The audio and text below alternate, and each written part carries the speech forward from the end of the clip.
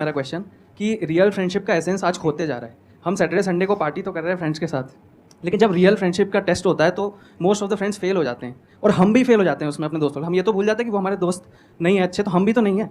तो ये चीज़ हम रियल फ्रेंडशिप को आज कैसे वापस उसके एसेंस को रीजनरेट करें और खुद भी दूसरों के अच्छे दोस्त बने। दोस्ती बहुत बहुत ज़रूरी होती है और इस पे भी मेरा एक छोटा सा वीडियो है कि आप फ्रेंड्स को आइडेंटिफाई कैसे करें या वही जो क्वालिटीज़ है वो खुद में भी कैसे लाएं।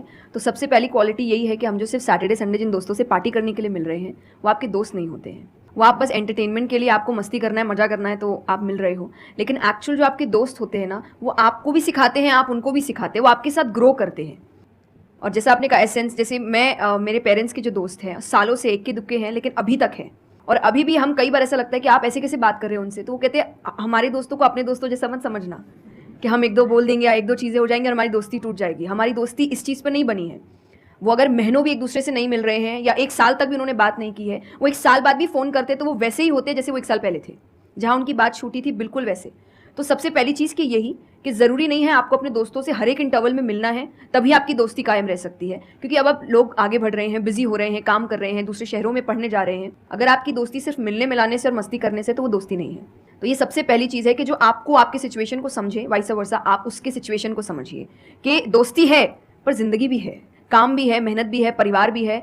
सबसे बड़ी तपस्या, सबसे बड़ा तप मैं कहती हूँ गृहस्थ जीवन ही है। Thank you for the compliment. उसमें आपको इतना कुछ करना पड़ता है, वो एक सिचुएशन को समझना ज़रूरी है। दूसरा, आजकल जो एक ट्रेंड बन चुका है कि फ्रेंड्स सपोर्टिव होने चाहिए, तो सपोर्टिव का मतलब ये नहीं कि तुम गलत भी करो, तो जो कर्ण और दुर्योधन की दोस्ती थी कि नहीं भाई पाप भी कर, मार, गलत कर, मैं तो साथ खड़ा हूँ, ये दोस्त नहीं होते। बहुत बड़ा पॉइंट बोला इन्होंने, अभी इसके बारे में मैं बात करूँगा।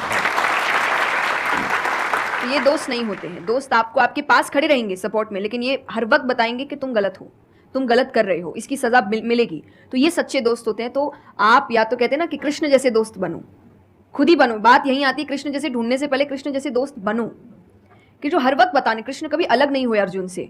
जब वो कहने लगा कि मैं नहीं लड़ सकता, ये नहीं, उन्होंने उस वक्त बहुत डांटा कि क्षत्रिय है, ये तरीका है बात करने का, ऐसे बोलते हैं तो इतना बड़ा महाबाहु है, बड़े बड़े नाम बताए, याद दिलाया कि तुम कितने अच्छे हो। तो सबसे बड़ा दोस्त का आई थिंक क्वालिटी यही है, जो सपोर्टिव है लेकिन गलत चीज़ों में नहीं है, वो हर वक्त सही के लिए आपके पास खड़े हैं। और तीसरा जो मैं सबसे अच्छा कहती हूँ कि आपकी और उनकी मेंटालिटी मैच होनी चाहिए। आपको ये समझना है कि अगर मेंटालिटी एक नहीं होगी तो भले ही आप अपने पेरेंट्स को कितना ही कह ले कि हम कुछ नहीं करेंगे, अरे हम तो सिर्फ घूम रहे हैं, अरे हम वैसा कुछ नहीं करेंगे, करोगे एक ना एक दिन ज़रूर करोगे, क्योंकि ये ह्यूमन नेचर है। आप जिसके साथ ज़्यादा समय बिताते हो धीरे धीरे उसकी क्वालिटीज़ कुछ आपके अंदर आती है। तो ज़रूरी है कि वो बिहेवियर, वो पैटर्न, वो मेंटालिटी, वो माइंडसेट मैच होनी चाहिए दोनों की, तभी आप एक साथ ग्रो कर सकते हैं। वरना वही सैटरडे संडे मिलना और ज़िंदगी खराब करना, यही हो पाएगा बस। Excellent point. ये समझना इतना इंपॉर्टेंट नहीं है कि दोस्ती क्या है, ये समझना ज़्यादा इंपॉर्टेंट है कि दोस्ती क्या नहीं है। अगर आपका जो दोस्त है वो कुछ गलत कर रहा है तो उसका साथ देना दोस्ती नहीं है, क्योंकि अगर आप गलत में भी उसका साथ दोगे तो वो और पावरफुल हो जाएगा, वो और बड़ा गलत काम करेगा। मानो आपका दोस्त पी करके गाड़ी चला रहा है, तो दोस्ती ये नहीं है कि उसको बोलना कि हाँ चल कर कर कर कर कोई नहीं, और बड़ा और बड़ा और बड़ा, नहीं, उसका क्या बोलना, गाड़ी रोक, मैं उतर रहा हूं। अब उसके बाद आपका क्या होगा वो बाद में देखेंगे, वो डिपेंड करता है कि आपको कहां उतारा उसने। जो इन्होंने एग्जांपल दिया दुर्योधन वाला, बहुत इंपॉर्टेंट है वो समझना। ऐसे लोगों से दूर रहो, ये दोस्ती है। दोस्ती को तोड़ देना दोस्ती होता है बहुत बार। कई बार लाइफ में ऐसा पॉइंट आ जाता है जो एक धर्म संकट के जैसा होता है, जहां पर जाकर के आपको साफ नजर आ रहा होता है कि ये जो इंसान है ये सिर्फ अपना ही नहीं मेरा भी सर्वनाश कर देगा। ऐसे लोगों को छोड़ देना दोस्ती है। फिर अगर उसके अंदर इंसानियत वापस से जागती है तो वापस से वो अगर आपके पास में आता है तो ठीक है, नहीं आता है तो कोई बात नहीं, छोड़ दो ऐसे दोस्त को। तो बड़े ध्यान से चुनना अपने जो दोस्त है। जो इन्होंने कहा संगति बहुत इंपॉर्टेंट है लाइफ में, इसीलिए पहले के जमाने में सत्संग की इतनी वैल्यू होती थी। हर घर में एक सत्संग हॉल होता था एक जमाने में। आज जैसे हम सत्संग का नाम सुनते हैं हमारे माइंड में कुछ और ही आने लग जाता है। सत्संग मतलब सत्य के संग।